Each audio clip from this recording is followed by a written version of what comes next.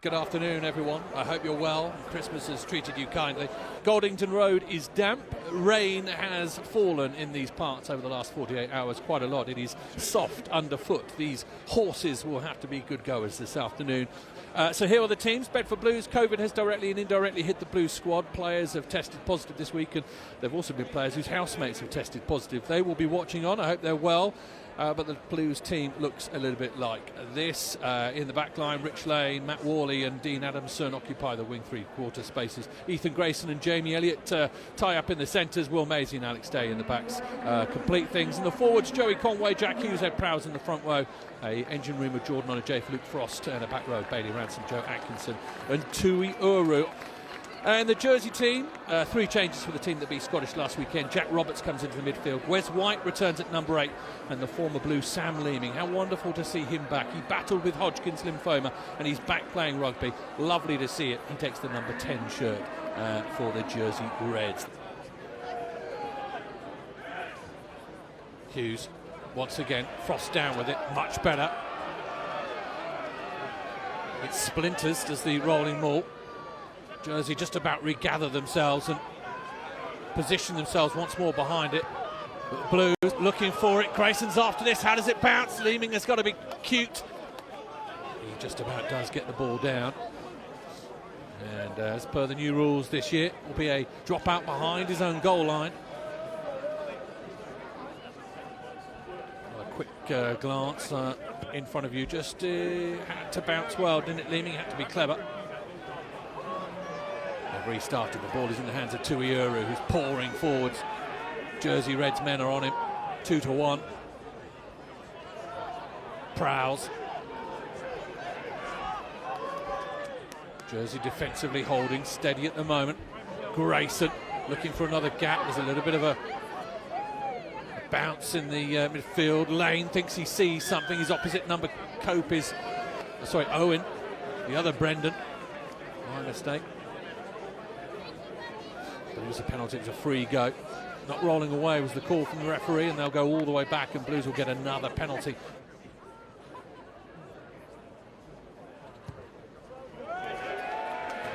Good, solid opener for Will Maisey, and Bedford lead 3-0.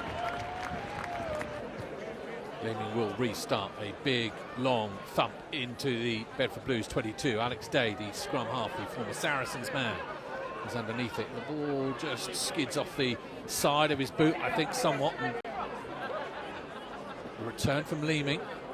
It's not gathered, but all of a sudden there's a bit of a space here. Maisey, inside ball, Adamson, people inside, do they use them? Day is broken up. Great line from Jamie Elliott. Jamie Elliott will score an absolute classic here at Goldington Road.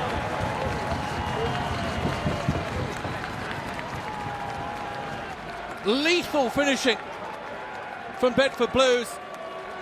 Superb interplay. At one point I thought it had ground to a halt, but Jamie Elliott's line was picture perfect. Day here choosing his man. Oluwafellow got confused, and Elliott slides in with a big Christmas grin on his face.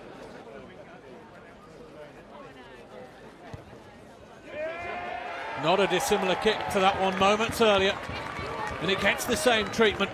All of a sudden 3 points has become 10. A lot of movement.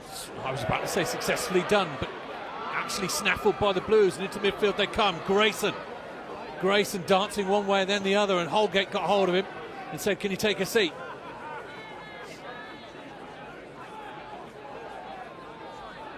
Bedford secure the ball though. Frost. Day, Maisey, charge down, great work from Sean O'Connor. Can he get hold of it? He can. Jersey now sniffing. A strong line from Lewis Wynn, the captain, wearing 7 on his back today. Jersey in the mood for this, definitely. Steve Longwell, advantage coming for Jersey. Free go at this, the team in red. Out it comes, Leeming, crossfield kick. Oluwafellow is going to try and get up underneath it, but the ball sails over his head, and they will come back for the penalty.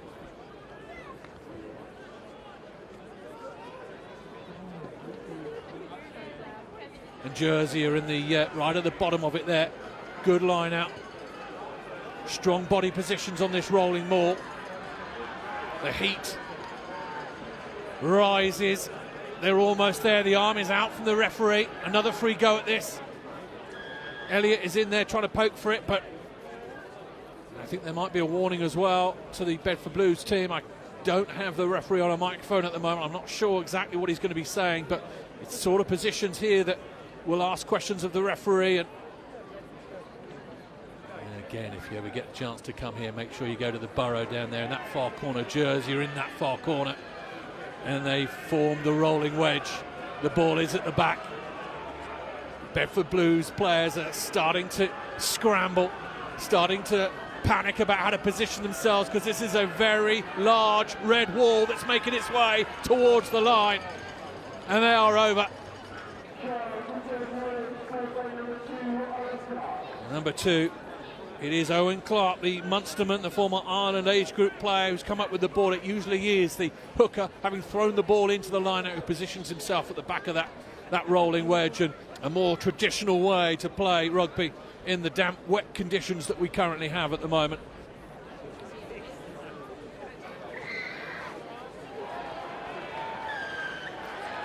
Penalty goes to the Bedford Blues.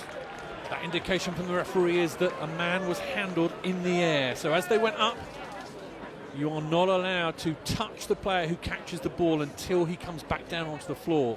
And the referee signal there suggesting that the Reds did interfere with the Blues man up in the air.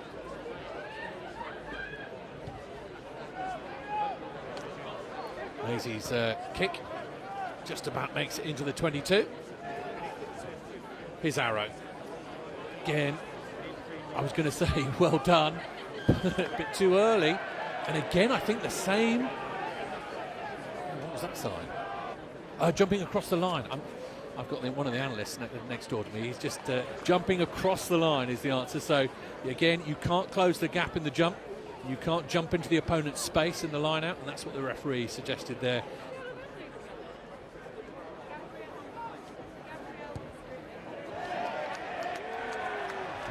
And he does me well. Just inside the Jersey Reds half, this scrum. Pressure will no doubt come on the Blues scrum again. Tuiuru trying to work with the ball. Max Argyle make a nuisance of himself. Alex Tay juggles well and kicks beautifully down the line. Clark try score for Jersey. Ball pops out Blues side. Hughes, big pass out to Maisey. Maisey, little dab through with the left boot. There's a bit of space out here. Adamson, turn over the hips. Adamson sliding, reaching, almost there. Just short of Bedford Blues. They go again. Jersey pour forward. The line is at the beckoning. And I think they've got there. Great vision from Will Maisey to find Adamson to release down the left-hand side. It is Jack Hughes. It's been given to Jack Hughes by the stadium announcer. Much better view of it from there than us. And Bedford put another notch on this game. Adamson was desperate to try and find the line. We'll have another look at it here. Good angles. It was Hughes. He did well to stay on his feet, and good strength to get over the line by the hooker. Jersey haven't, I don't feel, quite hit their straps at the moment. Brendan Owen trying to build things from the back again. Certainly good enough. You're just got to find the right space. Bedford have done well to just spoil, make it difficult for the Reds, for the visitors. Elliott has to move people. White again. Two men bring him down. More good, strong tackles come in from Bedford Blues. They're winning the tackle area, but not rolling away there just as I speak. And the referee's hand goes up. And Leeming very, very quickly wants to kick it into the corner. Knows this ground, of course, well, Sam Leeming, having played here for a season. Will know how difficult this corner is to get yourself out of, and wants to ask a final question. Last visit, Jersey did well and came up with a try. Can they do it again? Line out from Clark. Well snaffled by O'Connor. Again, good body positions. The Blues' defensive maul is creaking. Then the secondary push comes in, and Bedford are going to try and make it all the way to that touchline. It is still a maul, and it's turnover ball for Bedford Blues, and look at the jubilation.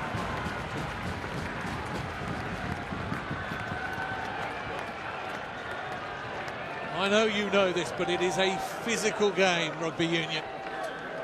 And sometimes you just have to put in there and grunt. And that was an awful lot of grunt put in there by the Bedford Blues pack. Really strong stuff in defence. I thought at one stage it was going to go the way of the visitors, but no, that is half-time. They will run in and have a cup of tea or an orange, and Bedford do with the widest smile on their face. Half-time score at Goldington Road, Bedford Blues 18, Jersey Reds 5.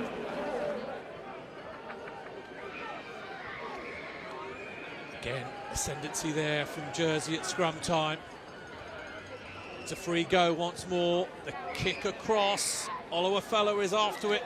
Lane does exceptionally well to pluck that out of the Bedfordshire sky. But another really good piece of real estate here for Jersey. They've got to make this pay, surely. This stage of the game, they've got to turn this into points. They rise highest at the line-out. Down it comes, round it comes. Once again, edging towards that line. Bedford trying to do their best. Outstretched arm from the referee means there's a penalty coming. To the line, ball on the floor, scrappy. And I think we might have a little chat here, if not a little bit more from the referee. Rich Lane scuttles across from his far wing position to have a chat with the referee. My guess is the referee would have said that that's your final warning. Any more than that and a yellow card, they're in the red zone. Any more offending, and the person, whoever it is, who is deemed to have done it, whether they've done it the first time and who just come on the field, whoever it is, it's a group warning, a team warning. That means Bedford have got to be clean here, got to be good to avoid going into the bin. But Jersey are hungry. Scant consolation for them at the moment in this game. They will want more. This to get them into double figures. So difficult to stop this sort of operation. Jersey do extremely well. The ball, I think, in the hands of Owen Clark once more. He will wheel it round and dive over the line. Jersey get their second try of the afternoon. It breaks up and then just lollopsing off the back of that rolling maul. The Irishman Clark does exceptionally well to grab a brace. Kick from Leeming. Similar position to the ones that Maisey struck many of his points in the first half. And it's a good kick from Leeming too. 12 points is the tally for Jersey now.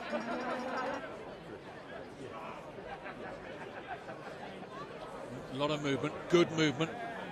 Down comes Humphrey with the ball.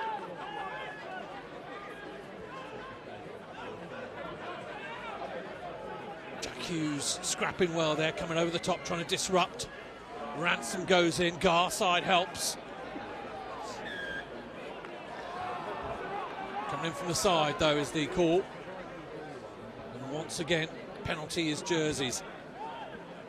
Ominous this, 20 minutes to go for Bedford, and from a Blues point of view, Jersey are just gathering ahead of steam here, and good punt there by Leeming right into the corner. It's all been about Jersey positioning themselves around the field and trying to make it work. Once again, do well at line-out time. Once again, looking for a potential hat-trick is the work of Owen Clark, the Irishman. The red machine is working its way over the line. Clark is dipping for it, and Clark is there. A hat-trick for the front row forward. A third try for Jersey. And now, with the kick to come, Jersey have a chance of moving in front. It perhaps hasn't been the prettiest rugby, but ever so effective. They know exactly what they need to do, exactly how to manoeuvre themselves around the field, and Bedford have no answer. In fact, I would doubt there are many teams in the Championship would have an answer to the way that Jersey have managed their rolling maul today. Kick from Levy to take Jersey from behind to in front. Gun barrel straight, perfect from the former Bedford Blues fly half. Mitchell's going to position himself and work this ball up and over and out. Not quite. Lane. Maisey. The kick is spinning. Adamson underneath it. Owen.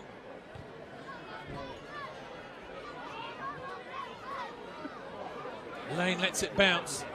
Not a big bounce, a soft bounce. And his left boot works the playing field again. It's moving. Brendan Owen underneath it. Owen, a little bit of a territory battle here. Day. Jamie Elliott has got his eyes on the ball. Underneath it brilliantly. Can he find the next man? Super work from Jamie Elliott. Onachafe takes the men on his own. Ball squirts free. Garside. Well played, Carl Garside, neatly presented it. No guard in place, so Bedford go quickly. Steadman, the large frame of Ollie Steadman, working hard. Day again. Lane misses the ball, it goes through his hands. Offside, says the referee. 4,000 people at Goldington Road look on.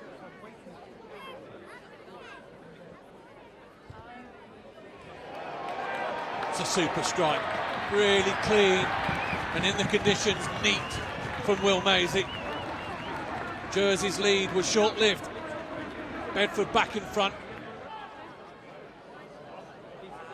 Line out, comes down. Referee says okay, we looked down the barrel of it, didn't look ever so straight, but the referee's happy with it. Forward comes the shove. It's a really good shove from Bedford. Jersey is splintering.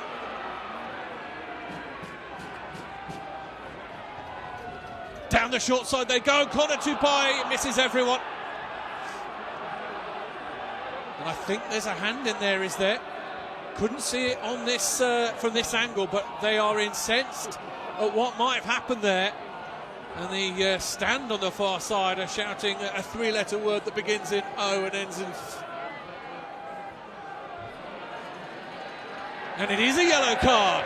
The referee obliges. Off goes, I think, the man who's just come. Is it the scrum half? I think it might be. Is it Mitchell who's going off? I'm not 100%. It is, yeah, Mitchell. Replacement scrum half who's going off. And Jersey will have to play out the remainder of this game with 14 men. The left boot of Will Maisey kicks the ball onto the top of the burrow. Line out. Another good one. Ransom has been almost invincible at the top of the tree this afternoon. Again, another good shove from Bedford. Still the full complement of 8 forwards on the field for Jersey. Bedford doing some damage. Through they go. Hands in from Jersey, disrupting it. Ball on the floor. It's squirting around. Someone's going to get a hold of it. Still going. Jamie Elliott steps up, says, I'll sort it out for you. Tupai, a famous father who would have loved this sort of occasion. Connor Tupai now on at scrum half again. Hands in. Another yellow card to Jersey for hands in there. And I think it is the man who's just come on. Harry Simmons. Short-lived has been his moment at Goldington Road. Tupai will feed this scrum.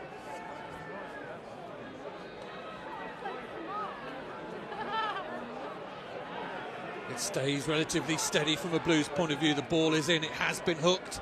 Steadman's going to try and reach in and grab it. Steadman comes up with it. Here goes Ollie Steadman. Steps one way, then the other. Tupai thought he'd spilt that ball. Referee had a good look and says play on. Tupai again. Jersey having to defend, 2 men down in the back line at the moment. Maisey, bit of space, Lane, space out wide, Worley, Lane!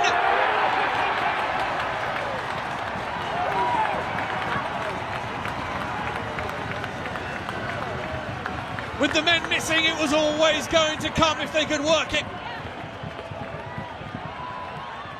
Bedford's 2 tries become 3.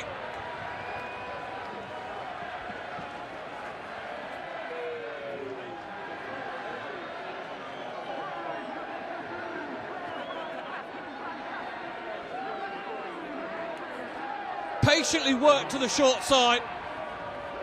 Matt Worley and Rich Lane combining for the umpteenth time for Bedford Blues in their career. And Connor Tupai's outstretched hand heralds the score from his captain and fullback Rich Lane.